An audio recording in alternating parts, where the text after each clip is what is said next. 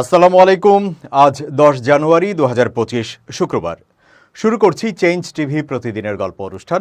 দর্শক, আপনাদের সঙ্গে রয়েছি আমি জহিরুল ইসলাম টুটুল। শুরুতেই সংবাদ শিরোনাম।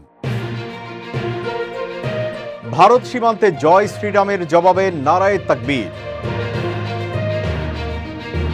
থানা থেকে পালিয়ে গেল গ্রেফতারকৃত এএসআই। যুবদল নেতা কর্তৃক আওয়ামী নেতার রক কাটার অভিযোগ। এবার বিস্তারিত। চাঁপাইনবাবগঞ্জ জেলার সীমান্তবর্তী এলাকায় ভারতীয় অংশে কাঁটাতারের বেড়া নির্মাণ নিয়ে বিজিবি, বিএসএফ এবং উভয় দেশের স্থানীয় জনতার মধ্যে টানাপোড়েন বা উত্তেজনার পরিস্থিতি সৃষ্টি হয়েছে। জেলার শিবগঞ্জ উপজেলার চৌকা সীমান্তের বাংলাদেশ ভারত দুই দিকেই গ্রামের মানুষজন জড়ো হয় সীমান্ত রক্ষীদের সঙ্গে। দুই দিকেরই বেশ কিছু ভিডিও ছড়িয়ে পড়েছে।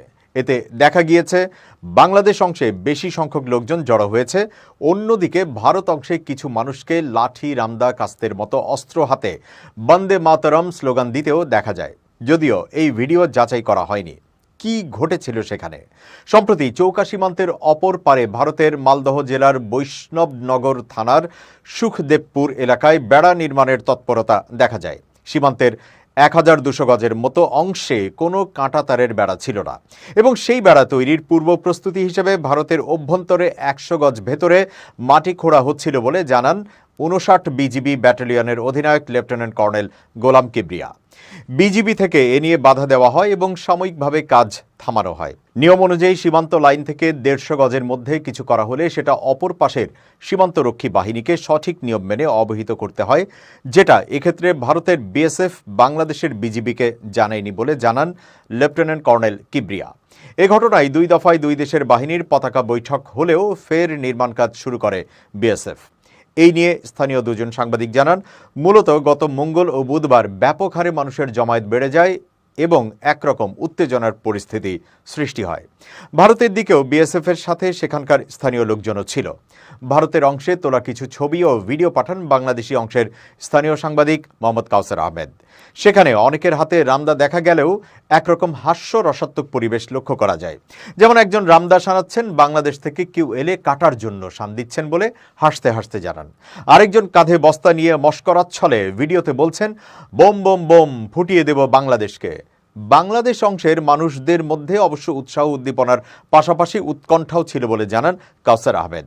তিনি বলেন, অপর পাশ থেকে বন্দে মাতরম, জয় শ্রীরাম এমন স্লোগান দেওয়া হচ্ছিল। তখন এপারের মানুষ নারায়ে তাকবীর, আল্লাহু আকবার বলে জবাব দেয়। এখানে বাংলাদেশ অংশে সীমান্ত ঘেঁষে যেসব কৃষকদের জমি রয়েছে তাদের মধ্যে শঙ্কার জায়গাটা বেশি। ওরা যদি মেরে লাশটা তারের বেড়ায় ঝুলিয়ে দিয়ে যদি বলে তার কাটছিল, আমাদের কিচ্ছু বলার নাই, একজন এলাকাবাসীকে উদ্ধৃত করে বলেন এই সাংবাদিক। সবশেষ সেক্টর কমান্ডার পর্যায়ের সৌজন্য সাক্ষাতের পর বিষয়গুলো ঊর্ধ্বতন পর্যায়ে অবহিত করা হয়েছিল এবং এখন পরিস্থিতি স্বাভাবিক। বৃহস্পতিবার আর নির্মাণ কাজ চালানো হয়নি বলে জানান 59 বিজিবি ব্যাটালিয়নের অধিনায়ক লেফটেন্যান্ট কর্নেল গোলাম কিবরিয়া। বিজিবির বেশ কয়েকজন জানান, আন্তর্জাতিক আইন অনুযায়ী শূন্য রেখা বরাবর দুই দেশের অন্তত 150 গজের মধ্যে অবকাঠামো নির্মাণ করতে হলে দুই দিকের সম্মতির প্রয়োজন হয়। বাংলাদেশ ভারতের 1975 সালে নীতিমালা অনুযায়ী সীমান্ত লাইন নির্ধারিত হওয়ার পর লাইনের উভয় পাশে 150 গজের মধ্যে কোনো পক্ষই স্থায়ী বা অস্থায়ী সীমান্তরক্ষী বা সশস্ত্র কর্মী রাখবে না এবং উভয় পাশে 150 গজের মধ্যে কোনো প্রতিরক্ষামূলক কাঠামো যেমন পরীক্ষা বা অন্য কিছু থাকলে সেগুলো ধ্বংস বা ভরাট করতে হবে। বরিশালে কুপিয়ে আওয়ামী লীগ নেতার হাত ও পায়ের রক কেটে দেওয়ার অভিযোগ উঠেছে যুবদল নেতার বিরুদ্ধে। আহত শাহরিয়ার সচিব রাজীব ওরফে পণ্ডিত রাজীবকে মুমূর্ষ অবস্থায় উদ্ধার করে বরিশাল শেরেবাংলা মেডিকেল কলেজ হাসপাতালে ভর্তি করা হয়েছে। বৃহস্পতিবার রাত 10টার দিকে নগরীর গোরস্তান রোড এলাকায় নিজ বাসার কাছে এই ঘটনা ঘটে বলে কালবেলাকে নিশ্চিত করেছেন বরিশাল কোতোয়ালি মডেল থানার ওসি মোহাম্মদ মিজানুর রহমান। অভিযুক্ত বাচ্চু 21 নম্বর ওয়ার্ড যুবদলের সাধারণ সম্পাদক এবং জেলা যুবদলের সদস্য। হাসপাতালের সার্জারি বিভাগের দায়িত্বরত চিকিৎসক জানান, রাজীবের হাত ও পায়ের রগ কাটা ছাড়াও সমস্ত শরীরে 12টি ধারালো অস্ত্রের আঘাত রয়েছে। অতিরিক্ত রক্তক্ষরণের কারণে তার শারীরিক অবস্থা অনেকটা সংকটাপন্ন।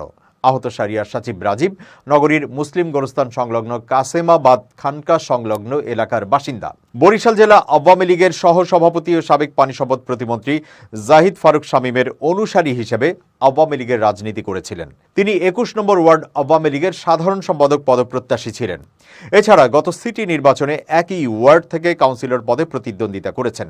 এছাড়া বৈষম্য বিরোধী ছাত্র আন্দোলনের সময় নগরীর সিএনবি রোডে বিএনপির শোক র্যালিতে হামলা এবং নেতাকর্মীদের কুপিয়ে জখমের ঘটনায় মহানগর বিএনপির সদস্য সচিব জিয়াউদ্দিন শিকদারের দায়ের করা মামলায় ৩৫৫ নম্বর এজাহারভুক্ত আসামি।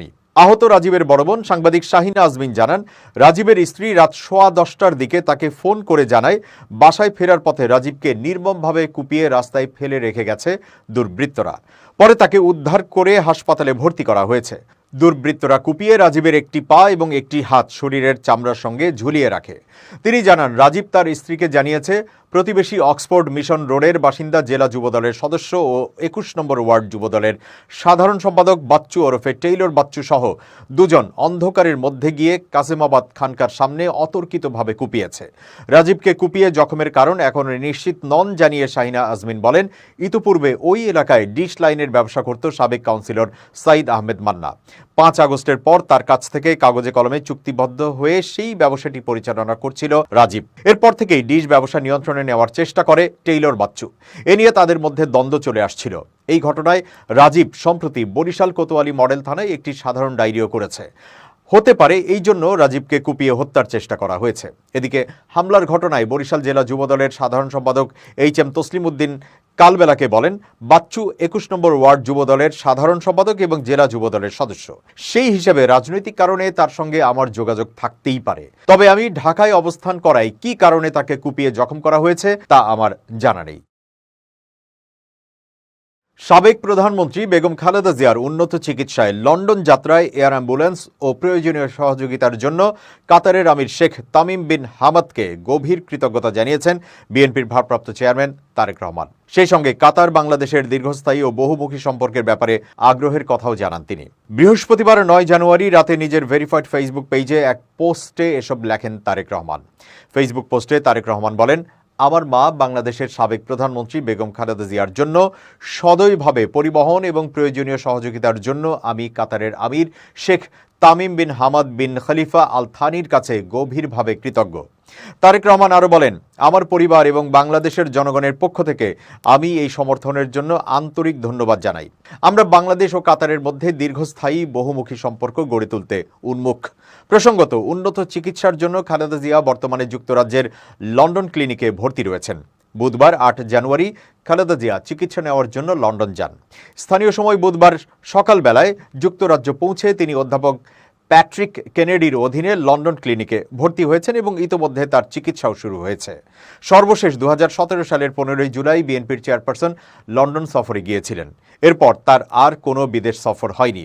এই সময়ের মধ্যে তার সঙ্গে ছেলে তারেক রহমানেরও সরাসরি দেখা হয়নি। খালেদা জিয়া লিভার সিরোসিস, হৃদরোগ, ফুসফুস, আর্থ্রাইটিস, কিডনি, ডায়াবেটিস সহ বিভিন্ন জটিলতায় ভুগছেন। চীনের পররাষ্ট্রমন্ত্রী ওয়াং ইর আমন্ত্রণে আগামী ২০ থেকে ২৪ জানুয়ারি বেইজিং সফরে যাচ্ছেন পররাষ্ট্র উপদেষ্টা মোহাম্মদ তৌহিদ হোসেন। আগস্টে ছাত্র জনতার রক্তাক্ত অভ্যুত্থানে শেখ হাসিনা সরকারের পতনের পর দায়িত্ব নেওয়া অন্তর্বর্তীকালীন সরকারের পররাষ্ট্র উপদেষ্টার এটাই হতে যাচ্ছে কোনো দেশে প্রথম দ্বিপক্ষীয় সফর। চীনের সঙ্গে বাংলাদেশের দ্বিপাক্ষিক সম্পর্ককে আরও সুদৃঢ় এবং গভীর করতে এই সফর বড় সুযোগ বলে মনে করছে পররাষ্ট্র মন্ত্রণালয়। বৃহস্পতিবার মন্ত্রণালয়ের সাপ্তাহিক ব্রিফিংয়ে মুখপাত্র মোহাম্মদ রফিকুল আলম এই অভিমত ব্যক্ত করেন। মিস্টার আলম বলেন, পররাষ্ট্র উপদেষ্টার প্রথম দ্বিপাক্ষিক সফর হিসেবে বেইজিং যাত্রা নানা কারণে অত্যন্ত গুরুত্বপূর্ণ। সফরকালে উপদেষ্টা চীনের পররাষ্ট্রমন্ত্রীর সঙ্গে দ্বিপাক্ষিক বৈঠকে মিলিত হবেন। বৈঠকে দুই দেশের মধ্যে বিভিন্ন স্বার্থ সংশ্লিষ্ট বিষয়ে আলোচনা হবে। মুখপাত্র বলেন, বাংলাদেশ ও চীন ২০২৫ সালে তাদের কূটনৈতিক সম্পর্কের সুবর্ণ জয়ন্তী উদযাপন করতে চলেছে। এই লক্ষ্যে উভয় দেশ বিভিন্ন কর্মসূচি গ্রহণ করেছে। এই সফরে দুই দেশের কূটনৈতিক সম্পর্ক স্থাপনের ৫০তম বার্ষিকী উদযাপনের শুভ সূচনা হবে। এই সফরে বাংলাদেশ ও চীনের দ্বিপাক্ষিক সম্পর্কের ভবিষ্যৎ রূপরেখা প্রণয়নকল্পে দুই দেশের মধ্যে অর্থনৈতিক সহযোগিতা বৃদ্ধি এবং বাণিজ্য বিনিয়োগ সম্প্রসারণের পাশাপাশি কৃষি, শিক্ষা, অবকাঠামো, নবায়নযোগ্য জ্বালানি, রোহিঙ্গা সংকটের টেকসই সমাধান প্রভৃতি ক্ষেত্রে চলমান সহযোগিতার অগ্রগতি পর্যালোচনা করা হবে। উপদেষ্টার সফরে বাণিজ্য ভারসাম্য আনার চেষ্টার পাশাপাশি দেশটি থেকে বিনিয়োগ বৃদ্ধি নিয়ে আলোচনার কথা জানান মুখপাত্র। তিনি বলেন, বাংলাদেশ ও চীনের মধ্যে বাৎসরিক বাণিজ্যের পরিমাণ প্রায় 25 বিলিয়ন মার্কিন ডলার। যদিও এই বাণিজ্য ভারসাম্য বাংলাদেশের পক্ষে অনুকূল নয়। এই সফরে বাণিজ্য ভারসাম্য পুনর্গঠনের পাশাপাশি বাংলাদেশের বিভিন্ন খাতে চীনা বিনিয়োগ বৃদ্ধির বিষয়ে আলোচনা হবে বলে প্রত্যাশা করা হচ্ছে। সফরকালে উপদেষ্টা বাংলাদেশে চীনের বিনিয়োগ বৃদ্ধিতে সাংহাইয়ের ব্যবসায়ী প্রতিনিধিদের সঙ্গে বৈঠক করতে পারেন বলে জানানো হয়। যুক্তরাজ্যের সিটি মিনিস্টার টিউলিপ সিদ্দিককে মন্ত্রিত্ব থেকে সরিয়ে দেওয়ার কথা ভাবছেন দেশটির প্রধানমন্ত্রী কেয়ার স্টারমার। এই লক্ষ্যে টিউলিপকে তার পদ থেকে সরিয়ে ওই পদে দায়িত্ব পালনের জন্য সম্ভাব্য ব্যক্তিদের শর্টলিস্ট করা হয়েছে। যদিও বাংলাদেশে আর্থিক দুর্নীতির মামলার তদন্তে যুক্তরাজ্যের অর্থ ও নগর বিষয়ক মন্ত্রী টিউলিপ সিদ্দিকের উপর পদত্যাগের চাপ বাড়লেও অতীতে তার পাশেই দাঁড়িয়েছিলেন দেশটির প্রধানমন্ত্রী কেয়ার স্টারমার। শুক্রবার বেশ কয়েকটি সূত্রের বরাত দিয়ে এক প্রতিবেদনে এই তথ্য জানিয়েছে ব্রিটিশ সংবাদ মাধ্যম দ্য টাইমস।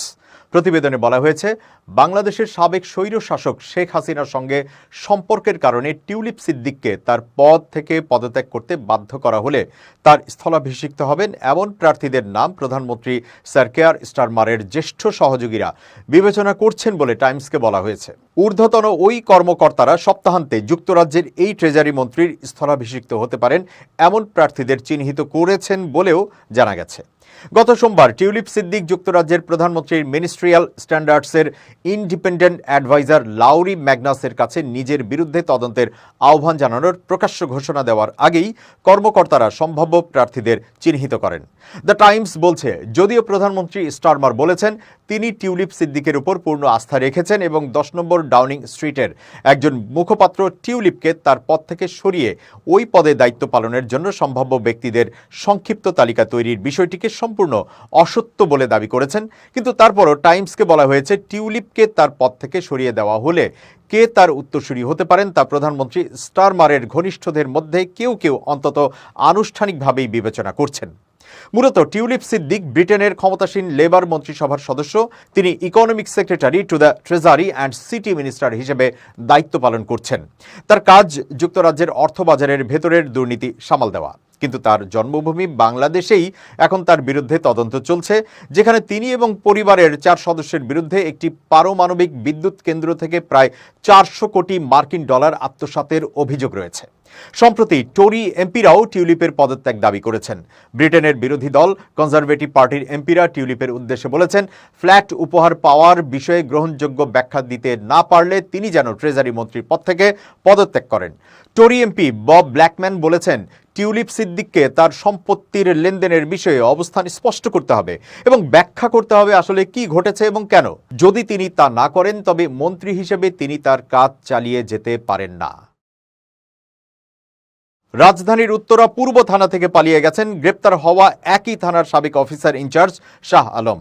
এ ঘটনায় কর্তব্যরত উত্তরা পূর্ব থানার এএসআইকে তাৎক্ষণিকভাবে সাসপেন্ড করা হয়েছে। বৃহস্পতিবার রাতে উত্তরা পূর্ব থানার ডিউটি অফিসার উপপরিদর্শক আব্দুল করিম জানান, একজন পুলিশ কর্মকর্তা থানা থেকে পালিয়ে গেছেন বলে শুনেছি, তবে এ বিষয়ে আমি কিছু বলতে পারবো না। বর্তমান ওসির সঙ্গে কথা বলেন। গত 5 আগস্ট বৈষম্য বিরোধী ছাত্র আন্দোলনের ঘটনায় হত্যাসহ একাধিক মামলার আসামি ছিলেন শাহ আলম। গত 1 আগস্ট উত্তরা পূর্ব থানায় যোগদান করেছিলেন তিনি। 5 আগস্টের পর একটি মামলায় উত্তরা পূর্ব থানা পুলিশের হাতে গ্রেপ্তার হন তিনি। এরপর আজ বৃহস্পতিবার দুপুরে তাকে আদালতে সোপর্দ করার প্রক্রিয়া চলছিল। এর মধ্যেই তিনি কৌশলে পালিয়ে যান। ডিএমপির উপ পুলিশ কমিশনার পদমর্যাদার এক কর্মকর্তা সাবেক ওসি শাহ আলম পালিয়ে যাওয়ার বিষয়টি নিশ্চিত করেছেন। ঢাকা পোস্টকে বলেন, পালিয়ে যাওয়া কর্মকর্তা একজন ইন্সপেক্টর, তার নাম শাহ আলম। তিনি উত্তরা পূর্ব থানার সাবেক ওসি। বৈষম্য বিরোধী ছাত্র আন্দোলনের ঘটনায় গত 2 সেপ্টেম্বর তার বিরুদ্ধে একটি হত্যা মামলা দায়ের করা হয়েছিল। ওই মামলায় গতকাল বুধবার রাতে তাকে গ্রেপ্তার করা হয়। পরদিন আজ বৃহস্পতিবার তাকে আদালতে সোপর্দ করার প্রক্রিয়া চলছিল। এ সময় তিনি কৌশলে পালিয়ে যান। তিনি আরও বলেন, বিষয়টি জানার পর থেকে তাকে পুনরায় গ্রেপ্তারের প্রক্রিয়া চলছে। দায়িত্বে অবহেলার কারণে দায়িত্বরত এএসআইকে সাসপেন্ড করা হয়েছে, তবে তাৎক্ষণিকভাবে তার নাম জানাতে পারেননি তিনি। এবার খুব জরুরি 1 মিনিট জানাচ্ছেন ইউনেস্কো ক্লাব পুরস্কার বিজয়ী সাংবাদিক আমিরুল মোমিনিন মানিক। খুব জরুরি 1 মিনিটে প্রত্যেককে আমন্ত্রণ। প্রিয় বন্ধুরা, এই অনলাইনের যুগে, সোশ্যাল মিডিয়ার যুগে আমরা প্রতিদিন টুইটার, ইউটিউব, ফেসবুক, ইনস্টাগ্রাম এগুলো সার্চ করতে করতে অতিষ্ঠ হয়ে উঠি। এই একঘেয়েমি দূর করবার জন্যে আপনি বাস্তব যোগাযোগ করুন। সপ্তাহে অন্তত একদিন পরিবারকে দিন। যদি বেশি সময় থাকে তাহলে অন্য আত্মীয় স্বজনের সঙ্গে বাস্তব যোগাযোগ করুন, মানে সরাসরি কথা বলুন, বসুন, 1 কাপ চা খান। দেখবেন সপ্তাহের অন্য 6 দিন আপনি ভালো বোধ করছেন, আপনার মনের মধ্যে আনন্দ, স্থিরতা তৈরি হচ্ছে। সুতরাং আসুন, শুধু ফেসবুক, ইনস্টাগ্রাম, সামাজিক যোগাযোগ মাধ্যমের এইসব প্ল্যাটফর্মে নয়, বরং জীবনটাকে বাস্তবের পরখে মিলিয়ে নেই। ভালো থাকবেন, শুভেচ্ছা নিরন্তর। এবার দেশের বাইরের প্রসঙ্গ। অবিভক্ত ভারত শীর্ষক একটি সেমিনারের আয়োজন করতে যাচ্ছে দিল্লি। আর সেখানে পাকিস্তান ও বাংলাদেশ সহ অন্যান্য দেশগুলোকে অংশ নেওয়ার আমন্ত্রণ জানিয়েছে ভারত। তবে এই সেমিনারটি কবে অনুষ্ঠিত হবে তা এখনো জানা যায়নি। জানা গেছে ভারতের আবহাওয়া বিভাগের 150 বছর পূর্তি উপলক্ষে এই সেমিনার আয়োজন করা হচ্ছে। সংশ্লিষ্টরা জানিয়েছে, বিভেদ ভুলে ভারতীয় উপমহাদেশের যৌথ ইতিহাস উদযাপনের লক্ষ্যেই এই উদ্যোগ। ভারতীয় সংবাদ মাধ্যম এনডিটিভি জানায়, অবিভক্ত ভারত সেমিনারে পাকিস্তান, বাংলাদেশ, ভুটান, আফগানিস্তান, মিয়ানমার, মালদ্বীপ, শ্রীলঙ্কা এবং নেপালকে আমন্ত্রণ পাঠানো হয়েছে। উপমহাদেশ ছাড়াও মধ্যপ্রাচ্য, মধ্য ও দক্ষিণ পশ্চিম এশিয়ার বিভিন্ন দেশের কর্মকর্তাদেরও আমন্ত্রণ জানানো হয়েছে। ভারতীয় বার্তা সংস্থা পিটিআই জানিয়েছে, পাকিস্তান তাদের অংশগ্রহণের বিষয়টি নিশ্চিত করেছে।